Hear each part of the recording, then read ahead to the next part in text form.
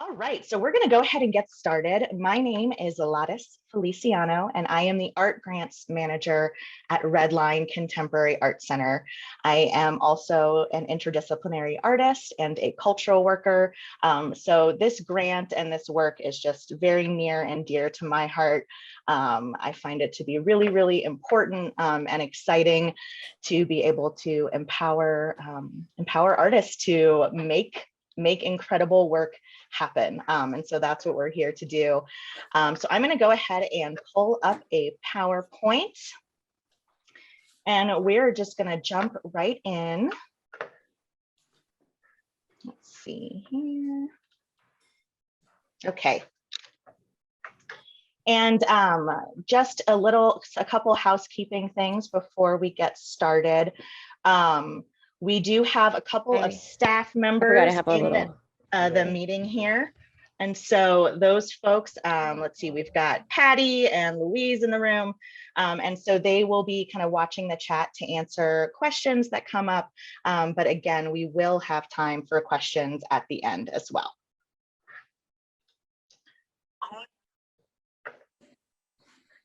And I did see your question, Shika, in the chat. You will be sent both the video of this session as well as the PowerPoint. So both of those will be made available to you. You want to sign it? And again, please mute yourself. We've got a lot of folks in this meeting tonight, so I want to make sure that we're able to hear the information. Okay. Awesome. All right.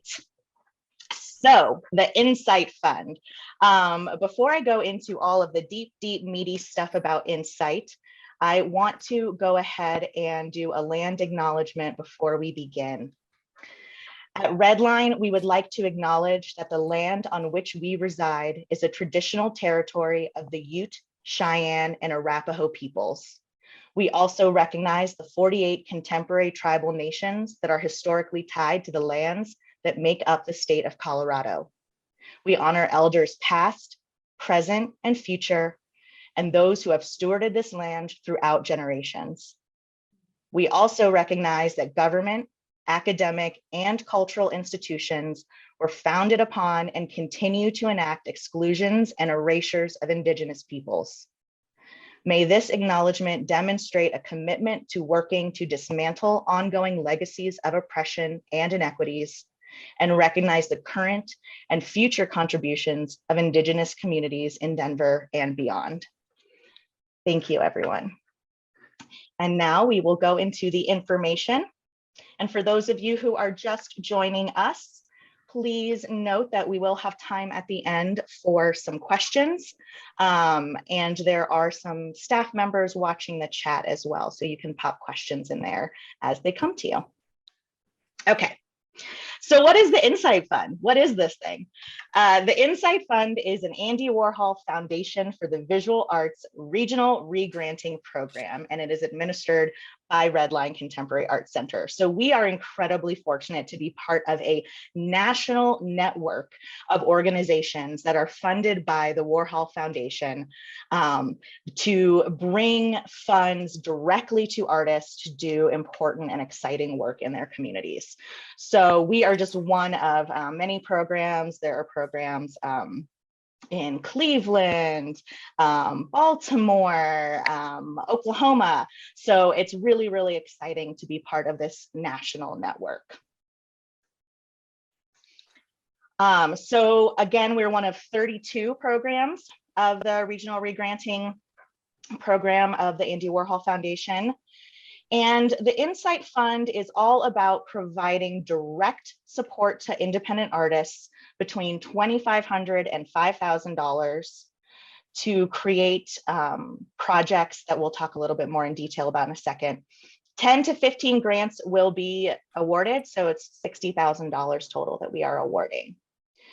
So the INSITE Fund specifically seeks to support projects that expand the public's understanding of the visual arts and make visible often unseen and under-supported artistic activity. So all about experimentation, uplifting visual arts, but also having a really broad and experimental definition of visual arts. and really trying to make space for work that you aren't often going to see in a traditional gallery. Hey, Lattice, really quick, it looks like we have a question in the chat, and someone just wanted to confirm that they will be sent the PowerPoint after this. Yes, yes. Great. Thank you, Patty. Mm-hmm.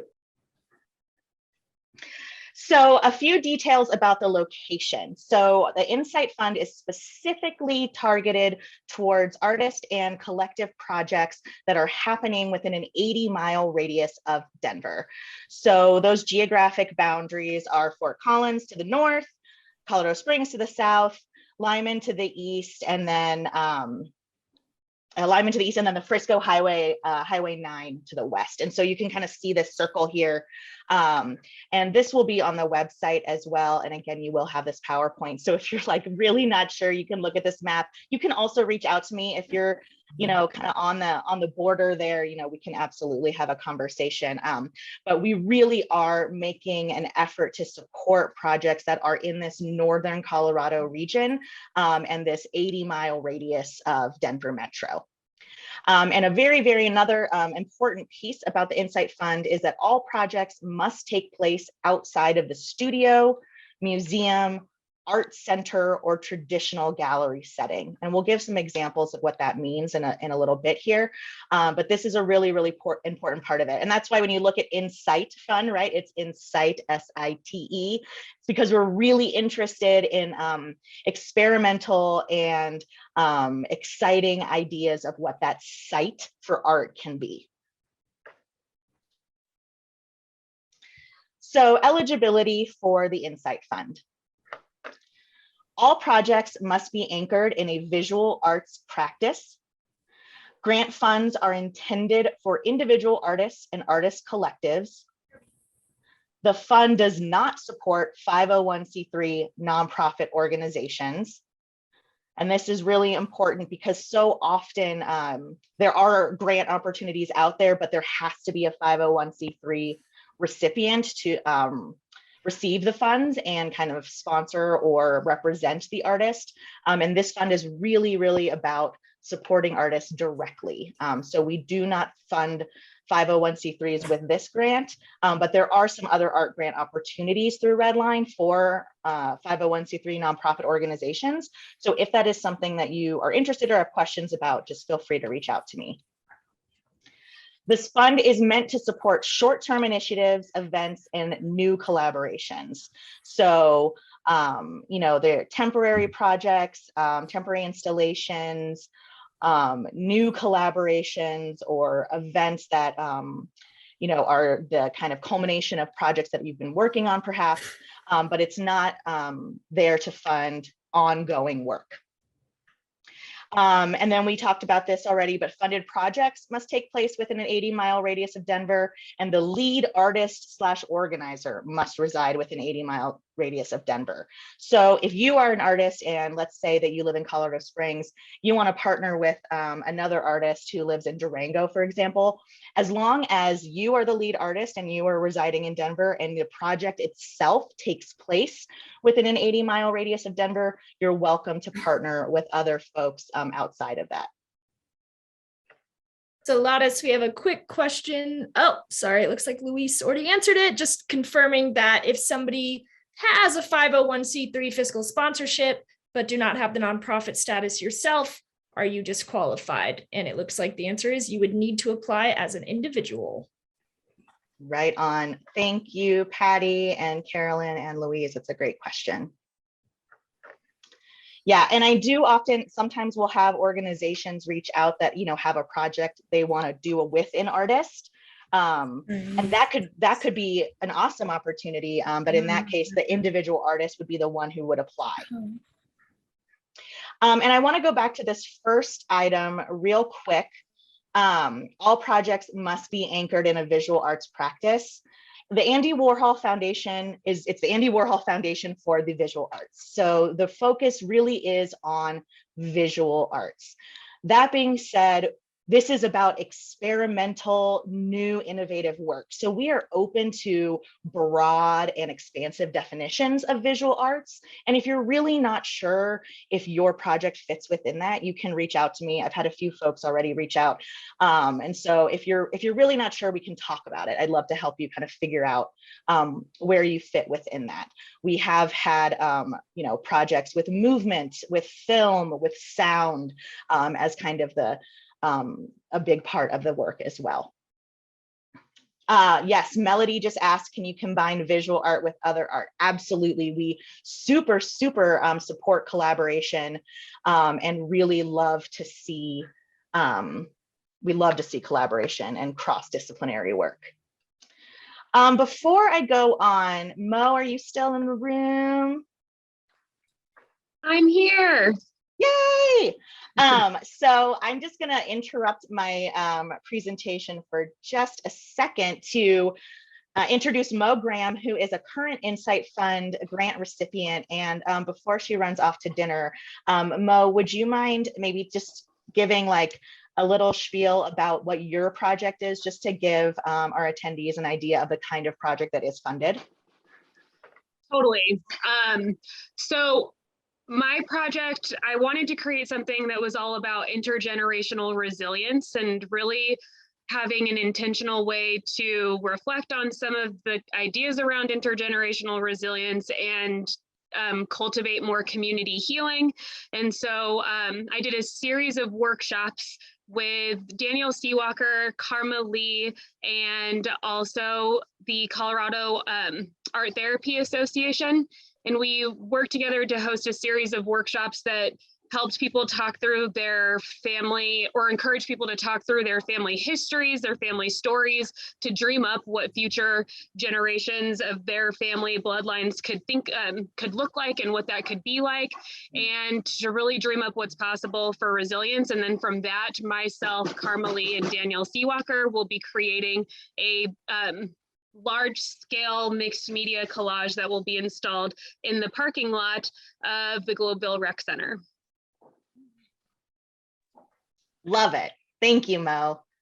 So I think that's a really good example of all of the things that we're talking about here, right? It's based in visual arts, but there is this deep collaborative element. And then you also have a non-traditional space, a parking lot that you're making the art in. So awesome. And another piece of that is that we really want to make sure that the projects are accessible to the community. And we'll talk a little bit more about that in a second here. Thank you so much, Mo. I appreciate your time. Okay, some more details about eligibility. So we just talked about this. Funded projects to take place outside of the traditional gallery, art center, studio, or museum. So a funky space like a parking lot. We've also had folks propose projects in a window where you're using a window space, kind of window front as an art space. We've seen folks do projects in parks. It goes on and on. So a backyard project, backyard performances. So there's a lot of options and a lot of directions that you can go in. So the fund does not support an individual's ongoing studio practice, underwrite exhibitions in existing program schedules, or works of traditional theater. So these are a couple places where there are some kind of firm lines about what we are able and not able to fund. So ongoing studio practice, we will not be funding. If anything that is already kind of ongoing and happening, we won't be able to fund with this particular grant. And then works of traditional theater. So that is kind of one place where that is a pretty fine line for us. So theater is not the place for, or INSITE Fund is not the place for theater projects, unfortunately. All projects must take place within a 12-month grant cycle. And we'll talk a little bit more about timeline in a minute here, but funds will be dispersed in the fall. So October, November. And so your project end date will be November 2023. And projects must be presented in publicly accessible spaces. So again, Mo's example of the parking lot is just it's a great example of a publicly accessible space. Not only is it non-traditional, but it is something that anyone can be invited to join, and folks can even walk off the street and be a part of it. Okay, so we're going to jump into the application and what is expected for that. And I do want to just say Mo popped into the chat here. Thank you, Mo. She has offered to answer any questions that folks have. So thank you so much, Mo. I really appreciate that. And thank you again for sharing your project with us, because it was a really great example. Publicly accessible as in 24-hour? No, posted hours, making sure that people know when they can access the work, but it doesn't have to be 24 hours, unless that's what you're going for. But we believe in boundaries, personal boundaries. So, all right, so on to the application. So for the application, it's pretty straightforward. We try to make it as straightforward as possible, but if you have questions as you're working on it, feel free to reach out. We want to know the project title. We want to know the lead artist's name and email. We want to know a list of collaborators, partners, performers, and their role in the project. We see a lot of collaborations, and so we like to know who is involved and what are they doing. We want to know the city and county that your proposed project will take place in. We do have a very clear regional limitation for this project, so this is very important. If you have a website, we'd love to see it, but it is not required. And then we ask you to do some writing. So we want to know a location description. So if it's a parking lot, for example, what does that parking lot look like? Where is it? What are the cross streets? If you know that. If you don't know that, right? If you're not that specific, you don't have that fine of detail of what you're going to be doing, then give us an idea of what you imagine your location to be. A short project description. So for the short project description, you see that's only 100 words. It's not a lot. So if there was, if we were going to throw a blurb on social media about your project, what would that be? And then we have our full project description. So this is your place to really flesh out the entire vision for your project. What form will it take? How will you define success? What would a successful project look like for you? Who are you hoping to engage? And then describe how you plan to activate your project and make it publicly accessible. So to the question in the chat, will you have a website where you post hours? Will you make an evite that you send out to folks? Are you gonna, do some other kind of advertising directly to communities, etc. Next, we asked for a project timeline. And so this is kind of imagining if your project started, and this is to say that we know most of you artists, you're literally always working on every project all the time. But imagining that your project were to start in the fall, what would that a year-long timeline of that project from beginning to completion look like? And then we ask for a budget, which I'll talk a little bit more about in a minute here. And then we ask for up to 10 artwork samples, and this can be related previous work, it can be sketches, it can be renderings, drafts of what you're proposing to do. Oh, excuse me. It could be, again, examples of previous work or similar work that you've done before that now you're kind of adapting into this new mode. We will accept documents, PDFs, images, all of that, movies, video files. And then there is a place that we ask for you to describe those attachments. And then last but not least, we do ask for email addresses and names and phone numbers for 3 professional references who can speak to your capacity to complete a project of this type or scale. And this is really just to get a sense of, like, have you done something like this before? And if you haven't, like, do you have people in your corner who've seen you work and could say, yeah, like, they can definitely do this. Like, absolutely. I've worked with them on this thing and it's different, but they could totally do it. We don't ask for letters. It's not a letter of recommendation. It's just a list of names of folks, and they're really the folks who can speak to you and your work.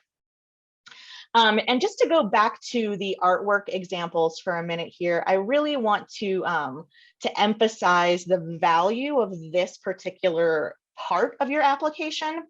If you looked at the last part here, we'll go back. You know, location description, 100 words, short project description, 100 words, full project, 500 words. So you've got some more room there, but still not a whole lot of words. And then describe how you plan to activate your project, 250 words. And so, and the reason that we keep those word limits kind of tight, there's a few reasons. One is we've got, you know, our jurors are reading a lot of applications. And so we want to make sure that they're able to fully absorb your project proposal in the time that they have to review. It also kind of forces you as the artist to really zone in on what it is you're trying to accomplish and be as focused and specific as possible. I think it is incredibly helpful to have that challenge of writing a 500-word description, but I understand that it can be really challenging to get everything across in this short amount of words, right? And so that is why I really emphasize utilizing that attachment area to both attach images and examples of work, but maybe this is a place where you can really exemplify what it is you're trying to do. So if there was something that you didn't really get to explain fully in your initial narrative, there might be a way for you to share and address it in your attachments.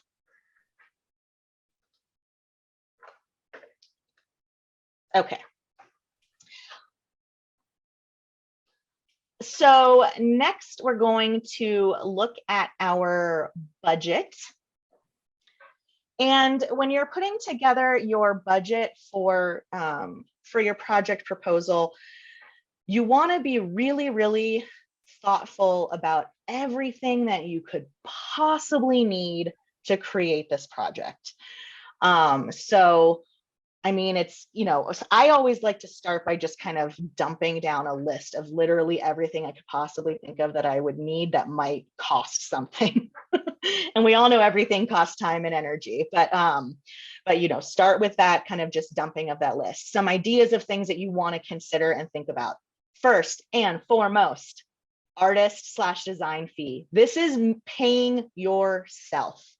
You absolutely want to pay yourself for your time, your effort, your work. And if you're not sure about how to pay yourself, this is like the artist's forever question. But what I would do is really think about how much time it's going to take you to conceive and execute this project, and what you feel comfortable taking out of this budget for your time and energy. But please, please, please pay yourself. Also pay your collaborators when and where you are able to. So stipends for collaborators if you are bringing on other artists that you're going to be working with, or you have participants who you're asking to complete some sort of task or whatnot, then this is an important thing to consider. Materials, workspace, venue/rental, equipment, all of these things that that you may need or will need to execute your project. One thing I don't have on here is transportation. That's another thing. If you are going to be collaborating with folks across Denver Metro, you want to make sure you've got that in there, especially with gas being what it is. You don't want to find yourself not having money set aside for that. Marketing, advertising, communications, installation costs. So if you need to rent any equipment for that, if you need to hire someone to help you get things up and running. And then of course, documentation. It is incredibly important that you plan to document your project. And you may want to pay someone to do that. You may not, you may want to just do it yourself, but you want to make sure that you've accounted for it.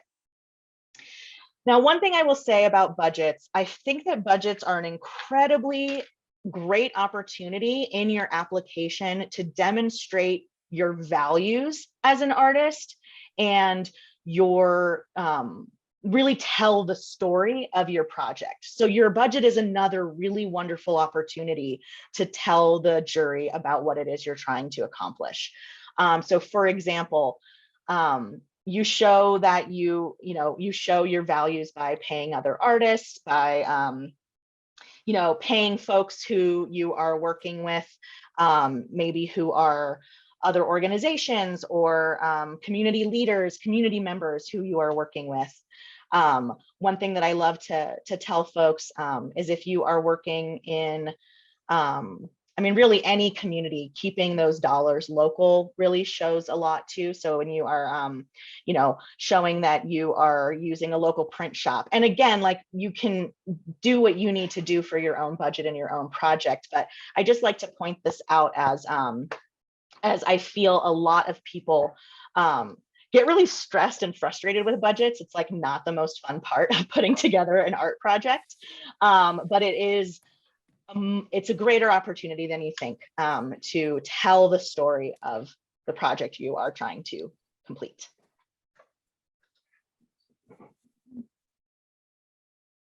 Okay, so I'm going to tell you a little bit about the jury process.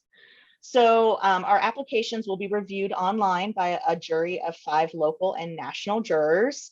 The application process is all on Submittable, and so you will, I believe I had the link earlier in the PowerPoint here, but we will, you'll have that also in your email after the session. But the application is all on Submittable, so our jurors will be reviewing those on Submittable using our jury criteria, which is also listed on our website and also right here. And those jury considerations are first and foremost is location. It's absolutely essential that the project take place in that 80-mile radius of Denver Metro. Audience engagement. Does the project take place in a publicly accessible space? What is that space? What does that look like? Innovation and authenticity. So does the project add to and expand definitions and understandings of visual arts? And collaboration. How does the project leverage collaboration in service of audience engagement? And then last, professionalism, professional presentation, performance, and execution. Does the concept and presentation of the concept demonstrate artistic strength? So these are the considerations that the jurors will be taking into consideration while they're reviewing your applications. So definitely keep this in mind as you are writing your narratives. So we are still putting together our jury list, but our current confirmed jurors are Erica Ryder, Kate Perdoni, Evan Garza, and Autumn Thomas. And we will soon be sharing bios about those jurors so you can learn a little bit more about them. Erica Ryder, Kate Perdoni, and Autumn Thomas are all local to the Denver metro region, the region that the grant covers, and are incredible artists and activists in our community. And then Evan Garza is an international curator who has done a couple talks at RedLine before and just brings incredible insight. So we're really, really excited to have these jurors on board. All right, so the timeline, the application opened on April 1st and it will be open until June 24th. And that application, it will close at 11:59 p.m. So I don't encourage you to do that. I encourage you to get it done before 11:59 p.m. But that is the moment when the application will close. And so you have until that last little second. We will be announcing and awarding those funds in October. And then, as mentioned before, you have 12 months to complete your project. So November 2023 is when we expect those projects to be complete.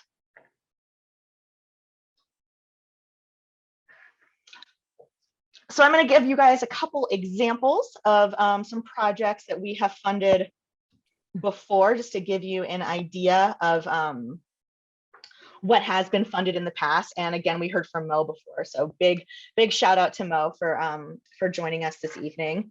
A couple other examples we have. So this is a 2021 grantee, so granted last year. This is Rancher X by Carissa Samaniego. And this is a project that is all about creating conversation around mixed identity in the Latinx community by connecting borderland radio, car culture, colcha embroidery, and traditional quilting patterns. So it's a lot of different art forms, right? She's talking about music, she's talking about embroidery, she's talking about quilting, and the site that the project is taking place in is this vehicle, this 1977 Ford Ranchero. So when we talk about INSITE and it being, you know, a non-traditional space, this is pretty non-traditional, that the vehicle itself is the artwork as well as the site. And so she's working on this project now. It is still in development. It is happening as we speak. But her vision is to really transform this vehicle so that it can be a place to both share stories and hear stories, and it will travel. So it will have more than one location ultimately. And so the location is the vehicle, but then the vehicle will also be in different locations. So it really kind of covers the gamut of what we're talking about when we talk about innovative, you know, accessible, and really experimental, fun visual artwork. Another example is The Yard. This is Jessica Langley and Ben Kingsley in Colorado Springs. These folks are so awesome. They have transformed their front yard into a gallery. And they have had an ongoing rotating series of exhibitions in their front yard in Colorado Springs. And so here are a couple examples of the works that they have shown. They had a show of LED works outside their house. They have also had some sculptural work, video work as well. And this is an ongoing project. So they were a 2019 grantee, but they have continued to do this work. So I really encourage you to follow them. And if you're in Springs, please go check out what they have going on in the yard right now. And then the last example I will share is the Controlled Wild. This was a film, an experimental film. It was a collaboration between a visual artist and a filmmaker. And it was all about landscape, industry, kind of the connections between landscape and human beings, human industry. Really, really beautiful work. And the piece about it that made it really extra special and really fulfilled that INSITE piece is that they screened the work on the outside of History Colorado. And so you can see that here in the images. They projected it from the Art Hotel. And so it was, you know, visible to anyone just driving down the street. People who didn't have any intention or plan to see artwork that evening did. And so again, that is, I think, a really good example of the ways in which this program really encourages artists to think outside of the box and how they can bring artwork to people and communities in unique ways. So that is the presentation. That is all of the information. It is a lot, and I was just talking a lot, so I'll let everyone catch a breath. And then we will open it up for questions. If folks want to unmute and just jump on in, they are welcome to. How many images do we submit? So you can submit up to 10 attachments. And those can be images, videos, PDFs, whatever. I mean, the list goes on. Thank you. Of course, thank you.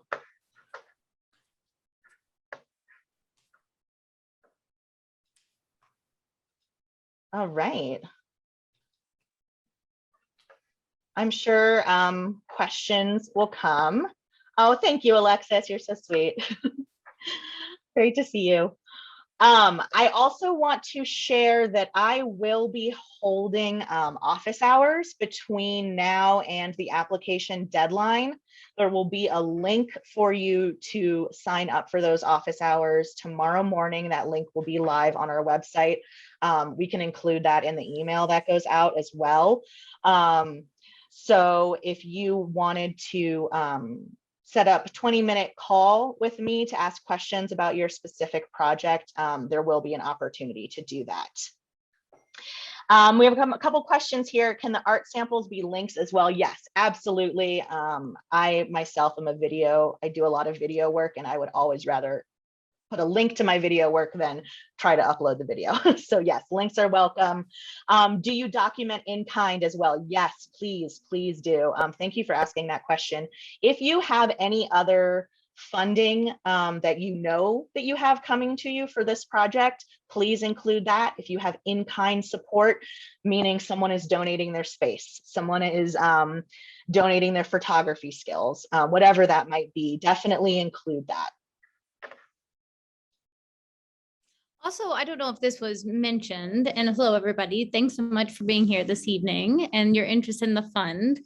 Every time I see this fund, I'm just like, I wish these grants were larger, because it's just $5,000 alone would be getting nearer to an honorarium based on the time and energy these take. So anyway, appreciate the interest, and we'll keep working on Warhol to increase the funding, which is a lot of what the regional regranters have been rallying for lately.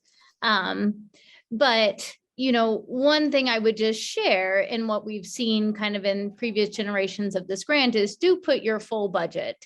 It not only gives the jurors the opportunity to see the scope and the real costs, but also sometimes rally towards an allotment that potentially could extend beyond 5,000. It doesn't happen all the time, but you know, I would just encourage folks to, like Lara said, really represent the project truly, because it's an education piece from this side as well. In terms of, you know, we administer, but as Lara says, the budget helps tell the story and the scope, which is kind of what we are always trying to educate folks around when it comes to the real cost of doing work. So Louise, can I ask a clarifying question about that? Of course. Are you saying that if it costs more than $5,000, you should go ahead and put that it's going to cost like $8,000, even though you're only going to be able to get 5,000? Absolutely, absolutely. You know, and some grants are not like that, but this one is. And I've only see it have a kind of a productive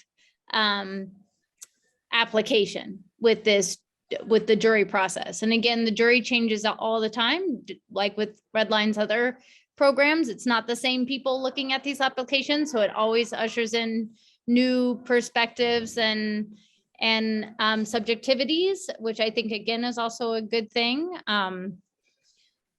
But yeah, I would say represent your scope as realistically as you can and feel like you want to. Thank you so much, Louise. And I am just embarrassed that I did not properly introduce Louise at the start of our session here. There's no properness in this world. Proper schmopper. Louise is the executive director at RedLine and another champion, another champion for artists. So thank you so much, Louise, for bringing your insight. And we have a couple more questions about this particular note about the budget. So income and expenses do not have to be equal. Not in this case. I mean, I definitely, you know, encourage you to account for everything. So account for everything. And know that, you know, you are asking for the max that we are able to give in this instance is 5,000. But as Louise said, it really does us a lot of help and our funders as well to see that there is a bigger need. yeah, it's just very helpful. Yeah, I was just on a call with Philanthropy Colorado trying to encourage more funding towards some of the cross-sector work in the arts. And, you know, a lot of what they were asking is like, is this a fully funded sector or area? And always it's a no. It's like, no. Are you seeing every project funded? No. So it's always the you know, the opportunities for supporting projects always exceed the fundings allocated for those projects. So yeah, share the full detail. Right on. Any other questions? So the video will be posted, you said, in a couple days on the website. Okay. Yes, you got it. So Perfect, my thanks. plan is to, I will export the video and we will include it in an email that will go out to everyone who registered for tonight's event. So you will get the video, a PDF of the PowerPoint, and then I'll also have a link for those office hours. So all of that will come to your inbox and be on the website by the end of this week. I was wondering if along the previous lines, about like the in kind, would you recommend including that in the actual project to as like a demonstration of where the funds came from, or is that not required? You can. You absolutely can. I mean, I always recommend to include as much information as you have. And then where you don't have information or you're not sure, as including what you do know, if that makes sense. Don't be like Cameron, okay? It's going, and then if you can't, if you don't want to stay, then come back out. But they're gonna make me leave. No. All right. Any more questions? Hi, Lottes. About the budget. Zoom universe. Is this is this kind of reflecting typical public arts grants and applications where only 20% goes to the artist as far as funds and are concerned, or can you divide this really, like if the project's going to take 80 hours and you would like $30 to $50 an hour, that even if it's a huge chunk of the budget, that is reasonable? That is always reasonable. Sam, please pay yourself what you need to be paid. 1,000%. Yeah. And so, I mean, you know, your project, you know, your project budget could be 3,000 of that 5,000 budget is paying you because you're doing all of this work. And then the rest is, you know, covering materials and gas and other, you know, bits and pieces. And that's the other, you know, when we put together juries, we try to really select folks who understand artist practice and scope and capacity, and it wouldn't be a new idea to them, in other words, for artists to actually recognize their worth and value. So, you know, it is typically for these jury processes where, you know, it's not coming from traditional philanthropic practices and processes. It's really trying to come from an artist-driven space. Our jury will be more alarmed if you don't pay yourself or you Right. underpay yourself. Right. We've had juries come back and say, we want to fund this project, but tell them to pay themselves more.